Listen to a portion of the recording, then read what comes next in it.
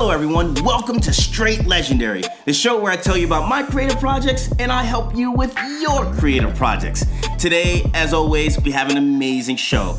First, we're going to talk a little bit about how it's great to be a reader if you want to be a writer. Then we have a special guest, friend of mine who I met a little while ago, and we've been talking about writing and reading a lot. And then at the end of the show, I'm going to tell you about a project that I've been working on that I'm excited to share with all of you guys.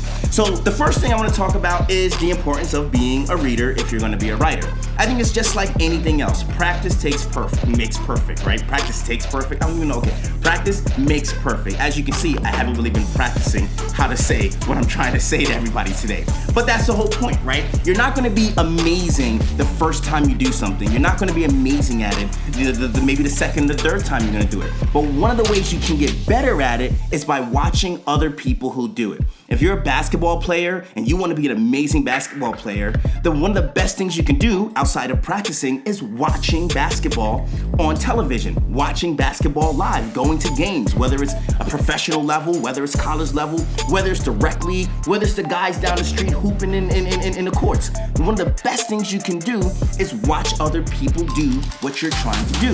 That's the same thing that's true about reading and about writing. If you want to be a great writer, you gotta be a good reader. If you want to make movies, you gotta watch movies. If you want to make cakes, you gotta watch people make cakes. It's all the same. So today, I really want to stress that if you're somebody who wants to be a writer and you want to write your next masterpiece or you want to write even your first amateur piece, then one of the best things you can do is be an amazing reader. Okay, so we're gonna take a really quick break and then we're gonna be back with our guests.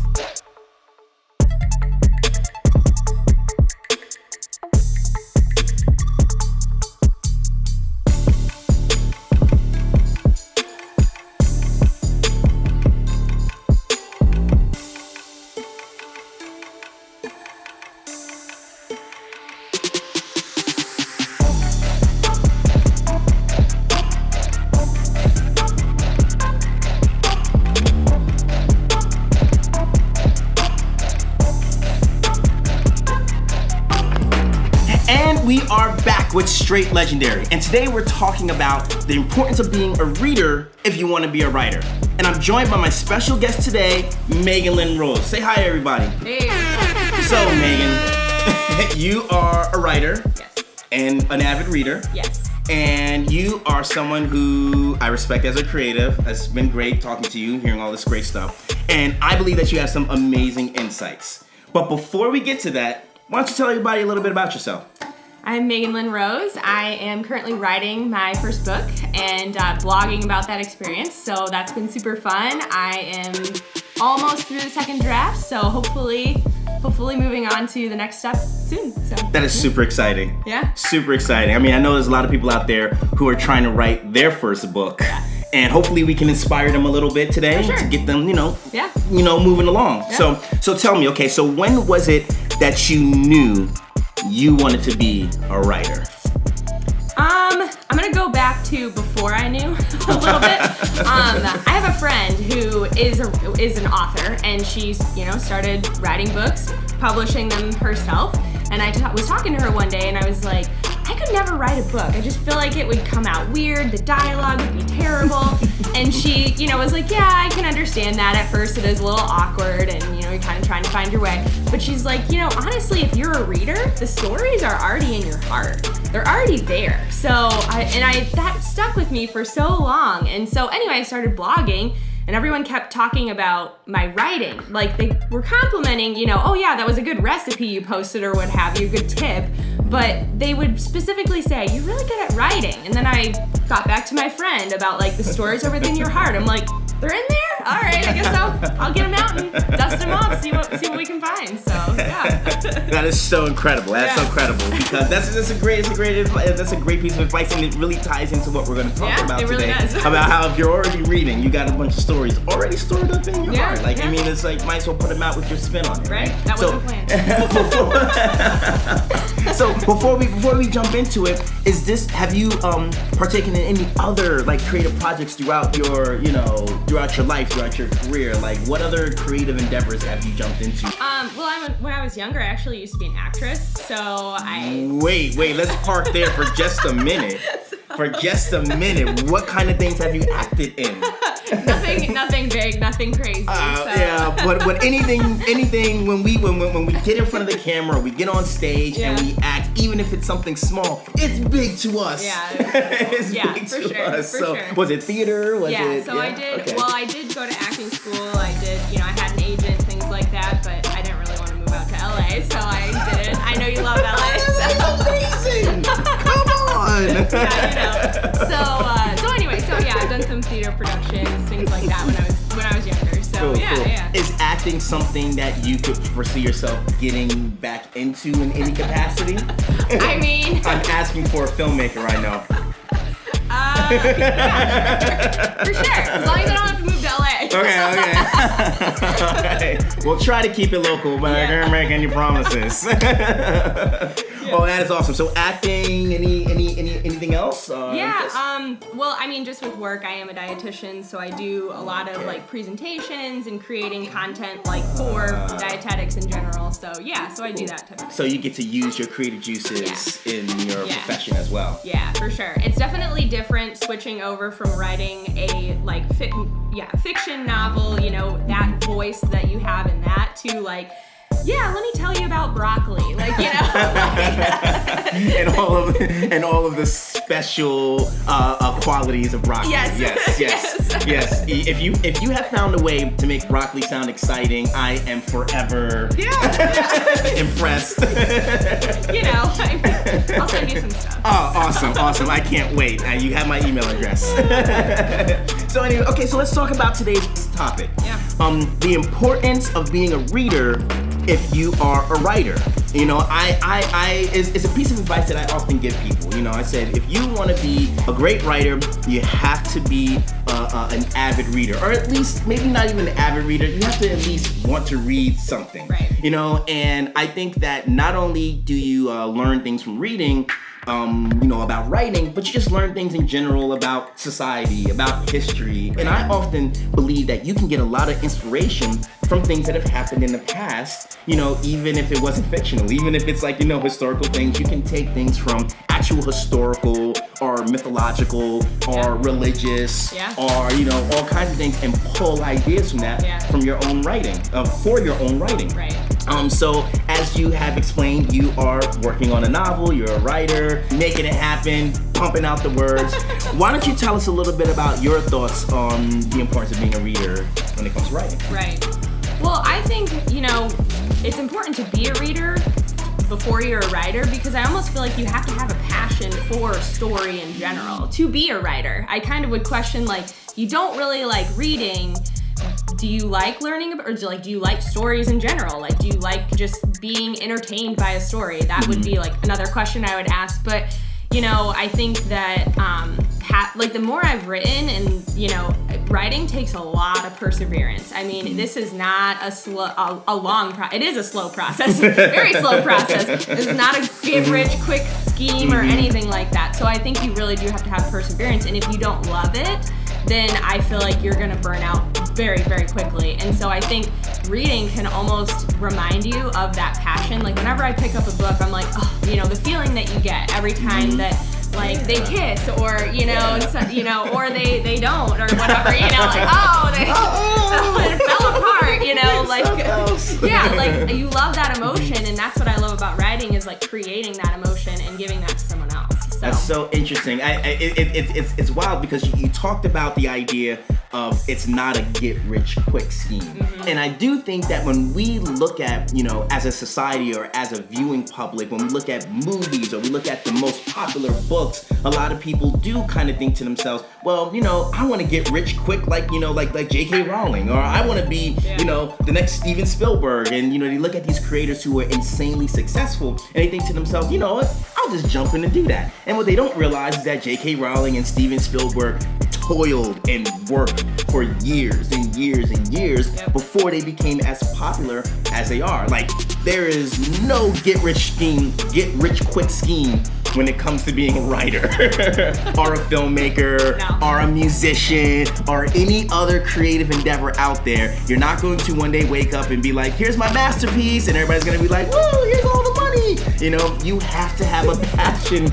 You have to have a passion for it to keep writing, to keep working, you know? So, I mean, I think that was a really cool point to bring up. So what else? Why else is it important to be a reader if you're gonna be a writer? I think you also really learn, you learn how it's done, like, or maybe how it's not done. Don't do that, you know? So a lot of books I have picked up and I'm like, oh, I love that. I love how that ended. That was so, satisfying ending. Or I'll pick up a book and I'll be like, oh, that didn't make me feel good, or like there was something wrong with that. And so it's really helpful to say like, well, what was wrong with it, or why didn't I like it? And then how can I do differently? There's a quote floating around out there like, write what you wish was out there. And so I think that's something beautiful. We're gonna put that on the screen. Write what you wish was out there. Yeah, for sure.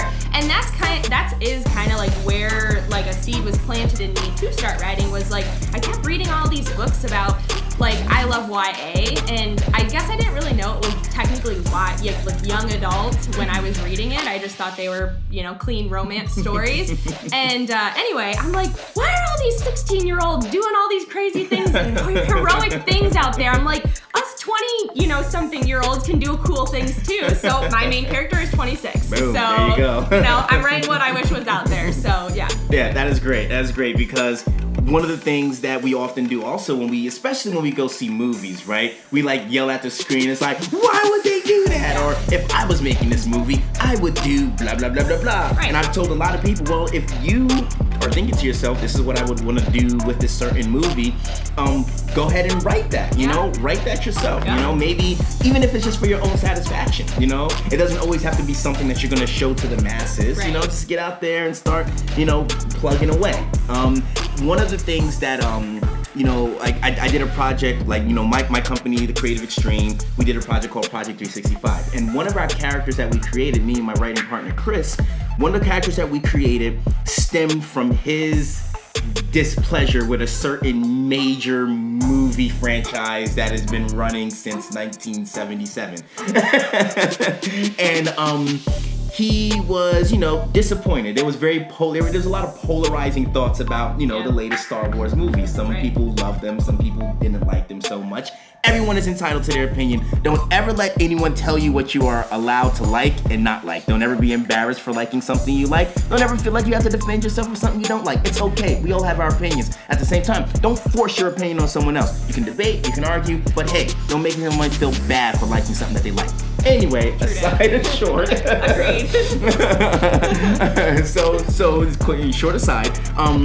Anyway, he was not so hot on some of the things that were happening in the Star Wars movie. So he said, you know what?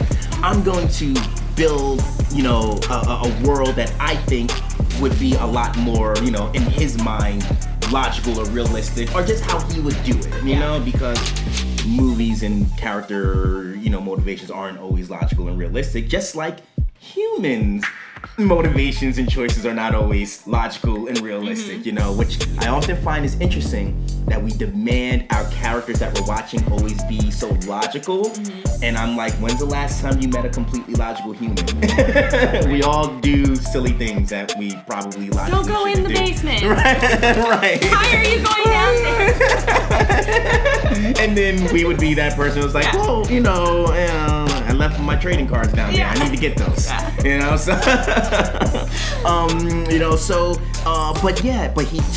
But that motivated him to create a character, and now that was those characters, that set of characters that he created because of his critiques of Star Wars, are now some of our most impactful characters in our universe of characters. And it stems from him looking at something and saying, I want to do it differently. Not I want to do it better necessarily, but I would just do it differently. And I mean, that's where so many stories come from. You know, so being able to read stuff, being able to watch stuff, and just saying, like, internalizing it. And yes, either mimicking it to a certain extent, or deciding that this is what I don't want to do and I'm going to try something different. And I think reading and or watching films or whatever it might be, I think it can help you on a bigger level, like looking at the forest level, but then also zooming in and looking at the trees. So for example, I write romance fantasy. So when I'm reading a book, or specifically like a romance book, I hone in on those kissing scenes, because how do you write a kissing scene? It can be a little awkward, and it can almost they be... moved in close together. Yeah, You know? It's like, it's a little awkward Right. the first time you're writing it. And then you have to draw the line between, is this a romantic kiss, or are we getting into like... Right. Yeah, Are we doing other things? That's right. Yeah, exactly. So anyway, so that's really helpful, and then too, just reading specifically, like there's clean romance out there where like if anything does happen, the door is shut, and then there's other things, erotica, things like that, and those are very different kisses, very different kissing scenes. We're getting into a whole nother episode. Exactly, for sure. So anyway, I think reading can help you look at the big picture of like your big concept idea, and then it can look at the minute details as well. Again, so interesting because sometimes when people ask me, it's like, well, why do you never have writer's block? Because I always pride myself on never having writer's block, which I don't know if I would say not having writer's block. I just say like I have a lot of techniques for pushing through writer's block. Yeah. And one of the things that I often do is if I'm having trouble figuring out how I want to write something, yes, I will find something that is very similar to what I want to write. And I will see how they wrote it, and then I will take notes. Yeah. I mean, it is something that is tried and true in, again, any profession, right? If you want to be, an athlete, if you want to be a cook, a chef, I would say cook, and then my wife says, no, it's chef. I say, if you want to be, a chef, if you want to be anything, one of the best ways to figure out how to do what you're trying to do is to watch other people who are already trying to do what you are trying to do. So, it's great. So, anyway, well, that's going to be all. Thank you so much. You're welcome. Why don't you tell people if they want to find your blogs, your videos, where can they go to find you? Yeah, you can go to meganlynnrose.com. That's where the blog is, and then you'll see videos, YouTube videos, things like that too. So, yeah. All right. Well, thank you for coming by. Thanks so much. Appreciate you. Bye. We're going to take a quick break, and we'll be back with Str8 Legendary right after this.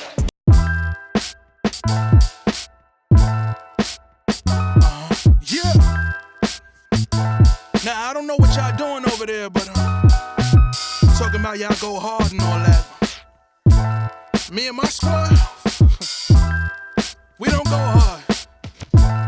We go alpha. Yeah, I got a mean old team. Addicted to killing, and we don't even need no lean. Tupac, we don't need no steam. Full clip, plus I'm in the whip. Jalapeno green. Look at the crown. I call my nigga gravity. The way they always holding me down, and the world trying to color me brown. Who cares? Haters like air, cause they always around. Hold a pound like I'm holding a fetus. A real OG. I got more stripes than Adidas. Plus I'm always in the spot like a cheetah. Watch this. Banana clip, soul on the floor. Don't slip. Even though they holding my feet, I won't trip. I make nigga dip so much, I brought chips. I'm out here running the code. Now you can't feel your soul like running in cold weather. Yeah. Weather. Yeah. Listen. If y'all go hard, we go alpha. If y'all go hard, we go alpha. If y'all go hard, we go alpha. If y'all go hard, we go alpha. If y'all go hard, we go alpha. If y'all go hard, we go alpha. If y'all go hard, we go alpha. If y'all go hard, we go alpha. Yeah.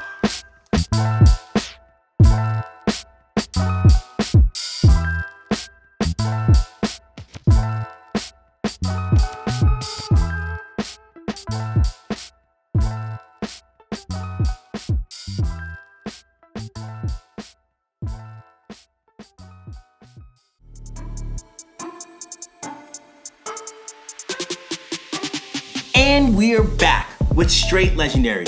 Thank you so much for joining us for this episode. I want to tell you guys about a project that I've been working on. It's called The Creative Extreme. It's my business that I've been running with my friend Chris. We've created so many characters. Back in 2016, we did a project called Project 365 where we created one character for every single day of the year. We worked with a ton of artists and a bunch of other creative people, and we wrote these incredible stories that stacked up on top of each other. So if you start at January 1st and you go all the way to December 31st, you get entire saga, a 365 chapter story. You can see it at www.thecreativeextreme.com. That's where you'll find all the characters, all their stories, and you'll find more stuff that The Creative Extreme is working on, including our merchandise. You can get some cool t-shirts, Boom! You can also get some amazing books, especially one of our latest books we just released. It's Volume 2 of the Platinum Edition of Creative Extremes Project 365.